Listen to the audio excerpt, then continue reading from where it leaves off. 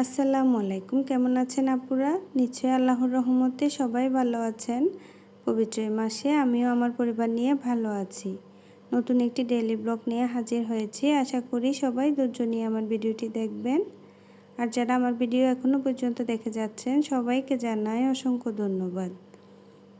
এই তো সকালে ঘুম থেকে উঠে বিছানার চাদরটা চেঞ্জ করে নিলাম। এরপর কিছু কাপড় ছিল, কাপড়গুলো ভাঁজ করে নিব। ভাঁজ করা হয়ে গেলে জায়গা বরাবর রেখে দিব।